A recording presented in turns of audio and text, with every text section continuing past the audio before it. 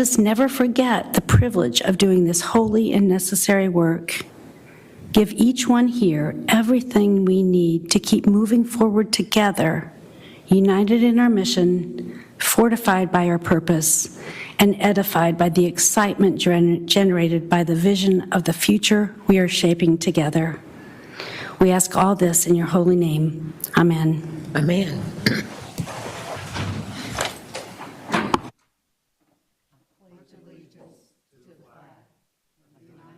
America, and to the republic for which it stands, one nation, under God, indivisible, with liberty and justice for all.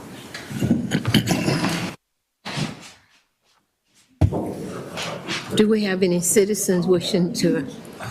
We have no citizens wishing to address the board, so we will move forward with approval of our minutes.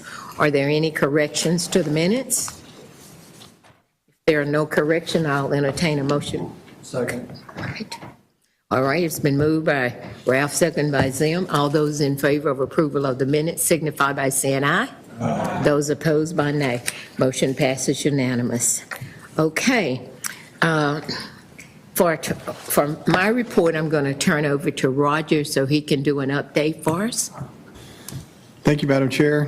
They actually gave me a remote control that I don't really know what to do with, but we'll play with it. I just wanted to give the board a quick update. On June 27th, Six Stones, a local nonprofit, did a groundbreaking on their new facility, which will be built via ground lease from JPS next to the Northeast Medical Clinic.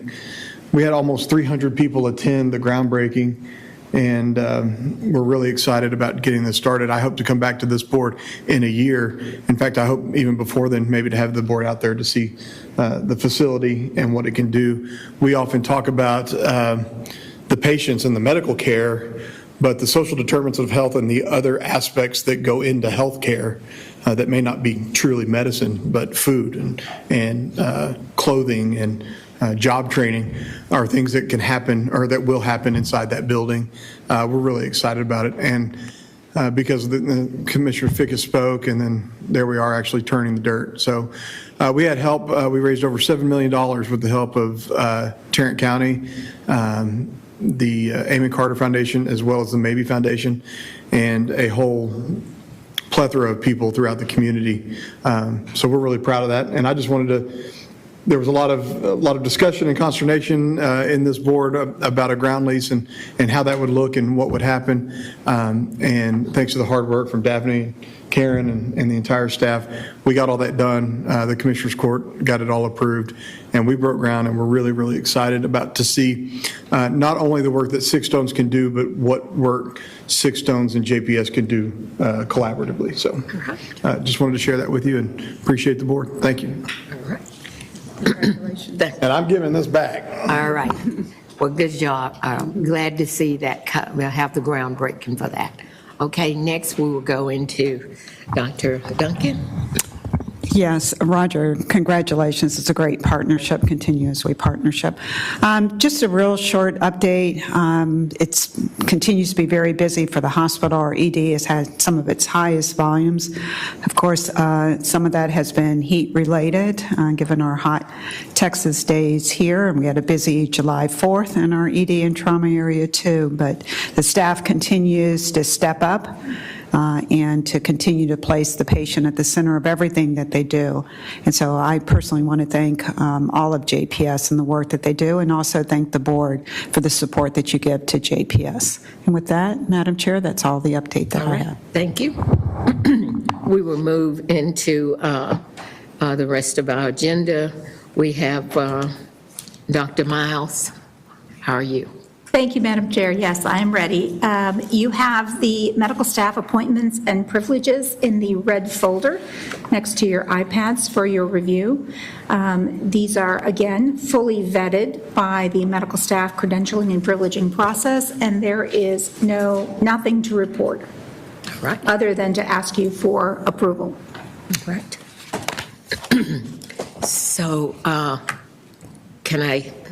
do anyone have any questions on those? Okay. Then I will entertain a motion for approval of the staff appointments and privileges. Second. All right, it's been motioned by Ralph, second by Roger. All those in favor signify by saying aye. Aye. Those opposed by nay. Motion passes, okay? Now, again, Dr. Miles, we are for your delineation of privileges forms. Yes, ma'am, thank you. This starts on page 10 with the nurse practitioner delineation of privileges. This is a minor revision to the privilege form. The additions are in yellow on page 11, and it is simply adding the privilege of implantable contraceptive devices to their privilege form. Scrolling on, the provider-based clinic or PBC affiliate delineation privilege form is a brand new form. We have not had this previously. What this privilege allows folks to do is if they are 100% community-based, only working in an ambulatory clinic, not admitting patients, not seeing patients in the hospital or in the ambulatory surgery centers, this allows them to apply for this privilege form, which is a significantly contracted form. There's just not as many privileges on it, but certainly enough to let them do their very good work in the ambulatory area. But I just wanted to point out that that is a new privilege form for us. And then going on to page 13, this is also a new privilege form for moderate sedation. This has been about a year-long, well, maybe 10-month-long project to get this privilege form forward. We identified during a joint commission mock inspection that we had a gap in our moderate sedation privileges, and this will close that gap. So this is a privilege form that does not stand alone as its own form. This is language that you are approving to be added to any privilege form where there may be moderate sedation. That's a lot to say. So for example, if I'm a family practitioner and I do endoscopy, I do colonoscopies as a family medicine doctor, I need to have moderate sedation privileges. So we would add the moderate sedation language to the family medicine form to allow practitioners who perform that privilege to check in and be approved for it. It does not go on any privilege form where moderate sedation is part of their core privilege. Well, who gets moderate sedation as core? Anesthesiology, emergency medicine, oral and maxillofacial surgery. It's part of their core privileges to administer moderate sedation.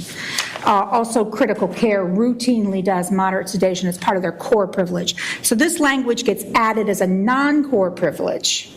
A non-core privilege, so it's an option for people not in those specialties who want to do moderate sedation. So I'm happy to answer questions if I just muddled that completely and now I've confused you all.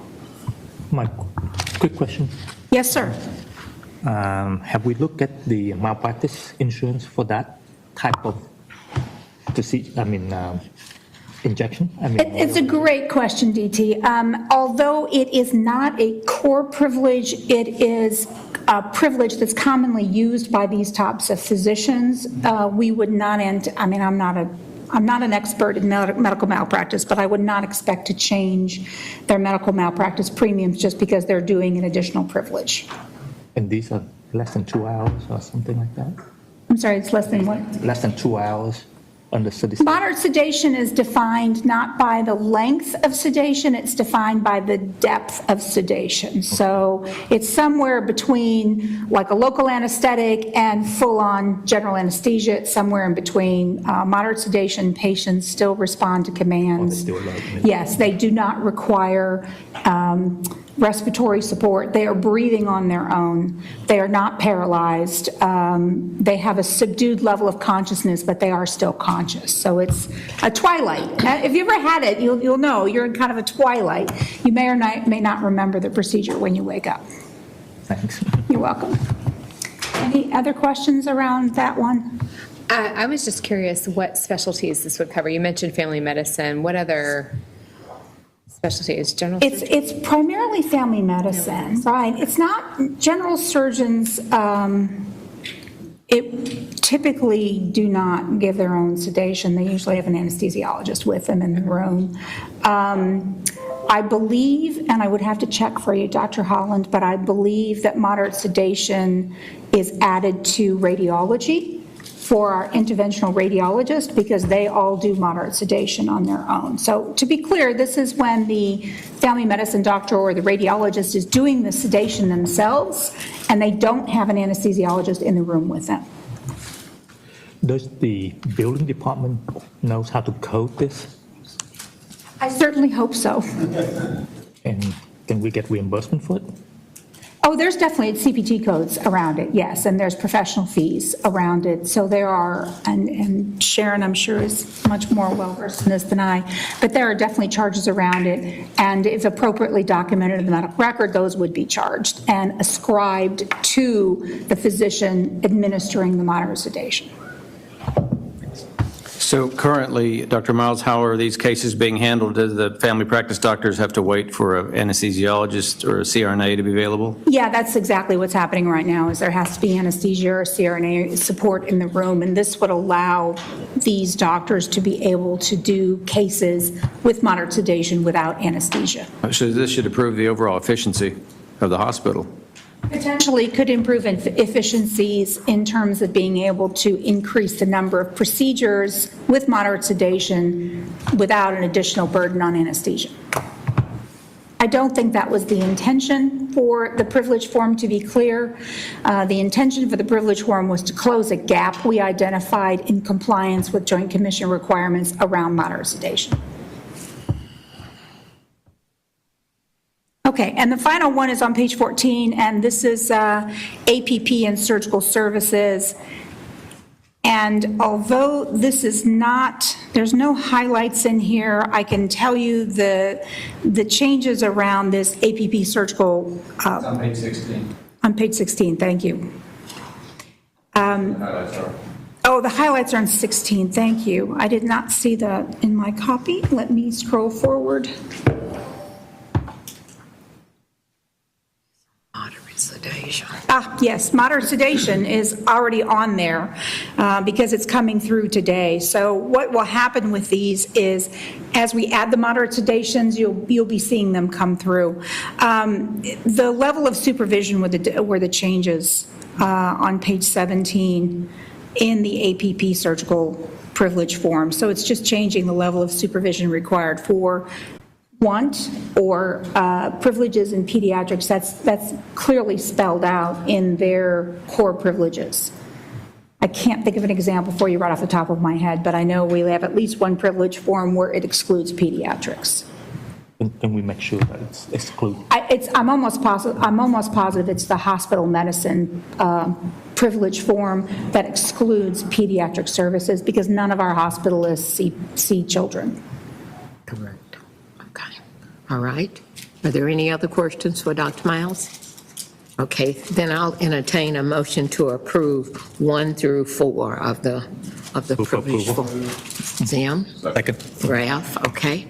All those in favor of approval of the privilege form signify by saying aye. Aye. Those approved by nay. Motion passes unanimous. Now we will have our committee reports.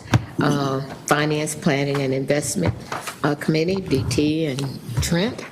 You to Trent first. Okay, had our July 13th Board of Managers meeting. Remember, we did the master facility plan construction update. Also, staff gave us a report on the clinical engineering work that Agility has completed for the first quarter of this year. For today, there will be an RFQ for security consultant for the master facility plan, and also the construction manager at risk release of RFP for main campus hospital replacement. That's all I have, Mr. Chair. Mm-hmm. And from the finance team, we accepted the report from our CFO for the unaudited financial report. We also have, did they load the single audit report on the portal yet? It is on the portal now, so you guys can look that up. And just for several highlights, JPS had a consolidated operating income of about $14.8 million compared to our budget of $8 million. Year to date was $84.1 million for the 8 months ended in May. The largest revenue variance continued to be net patient revenue created by additional volume and favorable mix. and also the receipt of the HARP supplement funding that was not approved by CMS during the time of budgeting also as well. Salaries and supplies and drugs continue to exceed the fixed budget, but it's covered by the additional volume of the patient. Year-to-date, non-operating revenue have exceeded budget with a strong market performance and the sales of several properties. On top of that, we have 4 contracts were presented and approved, and it's in the consent agenda. That's conclude our report, ma'am. All right, any questions of DT and Trent? Okay, then we'll go into Governance Committee. Zim? Thank you, Madam Chair. Our June 22nd meeting, during that opening session, Colin highlighted our current top risk, which include workplace violence, accuracy of coding modifier 59, cybersecurity, accuracy of coding modifier 62, accuracy of coding and building associated with bioengineering skin substitute products. The Government Committee was briefed on the work of the JPS 340B Committee, which is a subcommittee of Colin's Executive Compliance Committee. The Health Resources and Services Administration has notified JPS of an upcoming audit for which Colin anticipates no findings of noncompliance. 340B is a discount drug purchasing program which has an annual impact of $60 to $80 million. The program helps JPS drive health equity for our patients. Colin briefed the Governance Committee on the JPS Multidisciplinary Diversion Prevention Team. The MD team meets to review audits and determine the need for further investigations.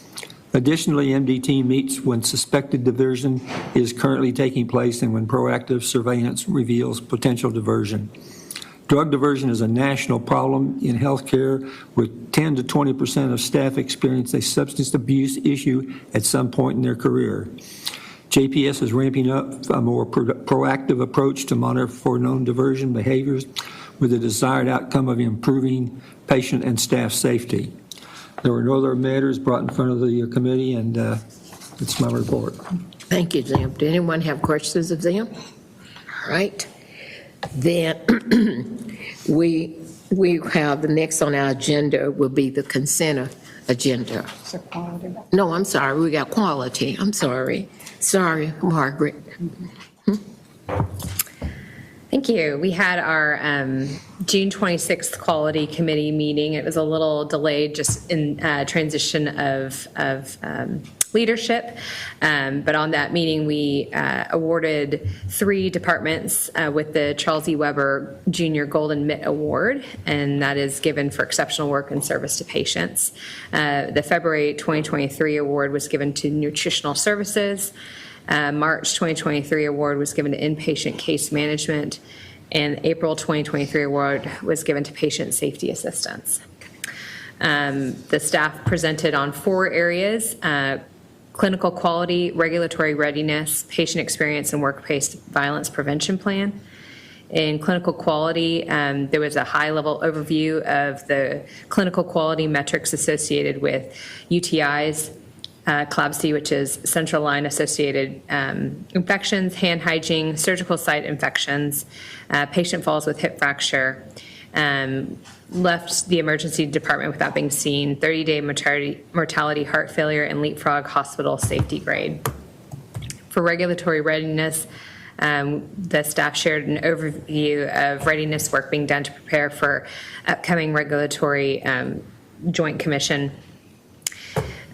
The patient experience arm staff reported on fiscal year 2023 of the organizational goal update based on results from the patient experience survey, and highlighted a new approach to address patient concerns and facilitate communication to improve overall experience for patients at JPS. And finally, as far as behavioral health, they presented a report that's going to focus on workplace violence and tools that have been implemented to prevent it, as well as educational services that are going to be provided staff. And other matters for approval, the Quality Committee approved revisions that were made for 2 policies, one on guardianship and abuse, and neglect and reporting cases. All right, are there any questions for Margaret? And Margaret, thank you for assuming the chairmanship for that committee. You're welcome. All right, appreciate it, okay? All right, now we go into consent agenda. Are there any items that anyone wish to remove from the consent agenda? I'd like to remove item D under finance, the Medardis contract from consent. Okay. Anything else?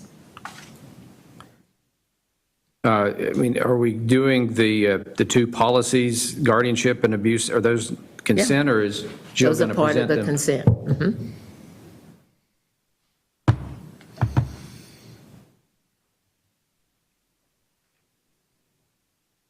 Okay, is that it? Yeah, I think that's it. Okay, all right, yes. He want under finance D, Taking that into close? I guess we will need to take that into close before we vote on it? I don't know what his question is. Or you just want it separately presented, or I have some questions about it. we'll do it? We'll do it in close, Okay. okay? So what I will ask is an approval of the consent agenda except for D. Okay? Ralph? I'll second. All right, Zim seconded. All those in favor of the approval of the consent agenda except for D signify by saying aye. Aye. And those opposed by nay, motion passes, okay? Then I think that's it for open session. I don't think I skipped anything, okay? So what we will do is close our open session at 1:25, and as soon as we can clear the room, we'll go right into closed session, okay? I have to hit my deal for him.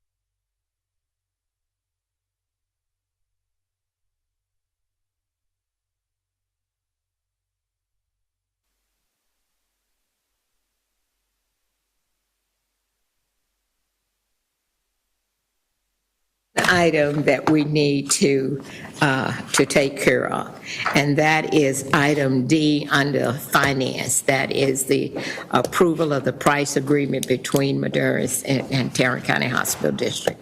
So I will entertain a motion for approval. Okay. All right. It's been motioned by DT, second by Ralph. All those in favor of approval of this pricing agreement signify by saying aye. Aye. All those opposed by nay. Nay. All right, we have one opposition. Okay, motion still passes, okay? We have no further business at this point, so I will entertain a motion for adjournment. All right, so we are adjourned.